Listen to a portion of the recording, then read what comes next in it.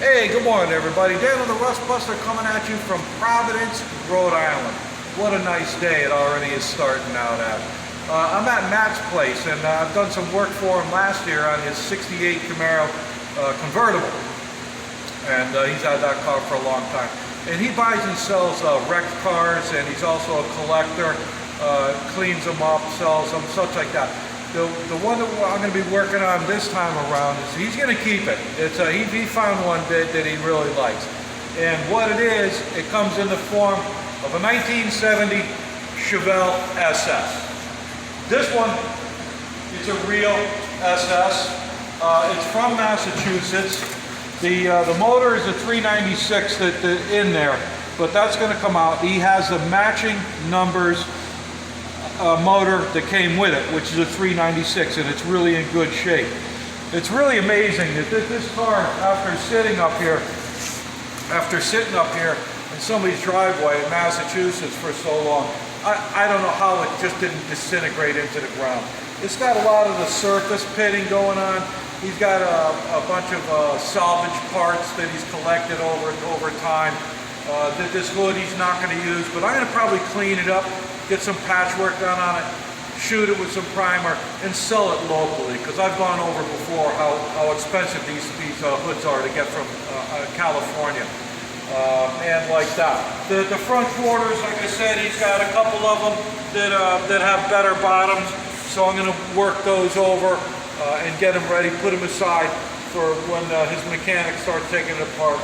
The glass I'll be taking out today. That's always a neat trick. You know, they've been in there a while.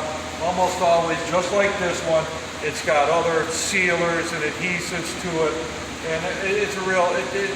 They're a challenge, you know, without breaking it. I can get any windshield out using my feet. This one he wants in one piece. The doors, the gaps are still very reasonable for her age. The door bottoms are in really good shape. The hem on both sides is in good shape. The other side has just one small hole in the corner on this side.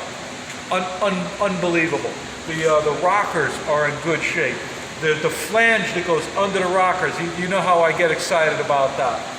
Door hems, flanges on the rockers, seams. She's really got all the points that I'm looking for. The floors aren't blown out. There's your typical, hole over here and a little spot over there, a little bit in the back. But it is not like a typical New England car where it's totally shot out. There's going to be a lot of wire brush going on. You can see the original color, which is almost like an olive green. Then they repainted it. That's a very early 70s color as well, that minty green. Then the third time around, it ended up with this Kelly green. Kelly, forest, call it what you will. These are very, very typical colors for these cars. And this is like a late 70s. I remember when this was popular, up until about 1980. After that, it fell out of favor. But it's a nice color. I always liked it. The quarters have, and it had a vinyl top. You've seen before where my chest pains when it comes to vinyl top. Because once the water gets up underneath there and it starts to steam and percolate like a roast in a bag, and it just eats everything alive before you even see it starting to come through the vinyl. This one, I don't know how it didn't get cancered out. The filler panel is in good shape. I see an old patch over here, which is no big deal.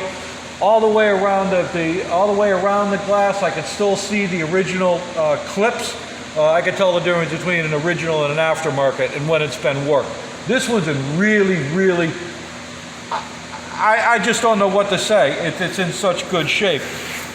Again, the usual. We're in New England. If you think you're going to have a quarter panel, anything left after 50 years in New England, you're sadly mistaken, because they all get shot out. That's typical. I don't know if I'm going to do, I think he has a half or a full. I'm not sure if I'm going to work. I haven't really gotten my big attack plan yet. I'm going to work one thing at a time. And here we are, same thing. Every Chevelle seems to rust out here. The gasket gets old, like we've said 100 times, and as soon as that gets hard, it stops keeping the water out, and it's usually like what I say, it's a slippery slope. First you lose these gutters on each side, then you lose the back portion of the panel, and then into the trunk we go. And it's a 1, 2, 3. I've never seen a trunk this good. It's just, there's the usual. Right here, they all seem to do that because of the water from the wheel and whatnot. But this one is really this whole trunk. And as we know, I love my trunks because they're so critical. You can't hide anything in a trunk because you don't have your mat and then a carpet. You just got a piece of rubber. You flip it up, there it is. So this trunk is really, to me, it's beautiful. I know it sounds crazy, but you've seen my work. You know, like Danny's GTO was shot out like that. The 71 Chevelle that I did that had the vinyl top was shot out like that.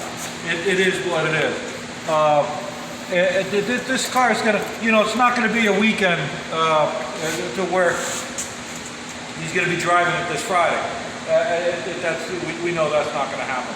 This car, obviously, and it's the 4-speed. So we're a 70 Chevelle SS 396 4-speed.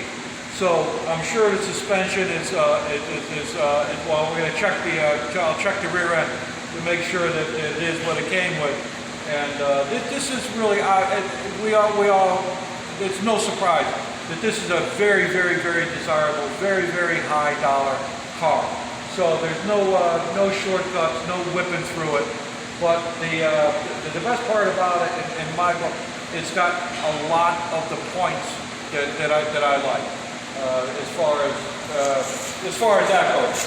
Over here on the passenger side, this quarter is this is typical, what I would call typical for New England. It's all the way back into here. I could feel the filler on there from how many previous repairs. I mean, it's pretty heavily pitted up to here, all the way around the lip. That is so typical. But it didn't get into the rocker, and I'll be able to salvage this rocker and maintain that flange down at the bottom that I talk about so often. The inner wheelhouse is looking really good. The inner lip feels pretty intact, and I'll be able to get that cleaned up once I get opened up. Again, this door is looking good. You can see where the original, the SS emblems were right here. These are original, or stock anyway. These are SS fenders. There's no doubt about it. I don't see any kinks in the frame.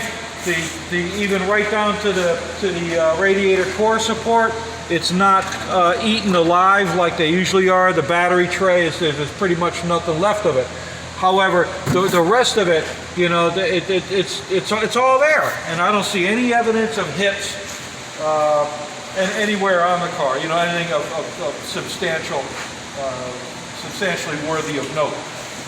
So that's my presentation, day one. I'm going to get this place cleaned up a little bit, get Goldie in here. Right next door is where Goldie's front end is going to be getting rebuilt. Probably won't be until late next week, because after I'm going to work this week up here, and then next week it's down to East Hartford for Ray's 69 Dodge Coronet. I want to finish that. The next time I go there is when I'm going to finish it, and in primer, I want to see if we can get it started. I want to see him drive it. That's what I want to do with that one. It's going to be a little bit tricky due to a miscalculation on one of the rear panels. I'll figure it out. I got measurements off another one that I found in Maryland on my way. So that's about it. Daniel the Rust Buster wishing you all well from Providence, Rhode Island. It's nice and quiet and breezy today. We're going to try to keep it that way. Thank you all and have a nice day.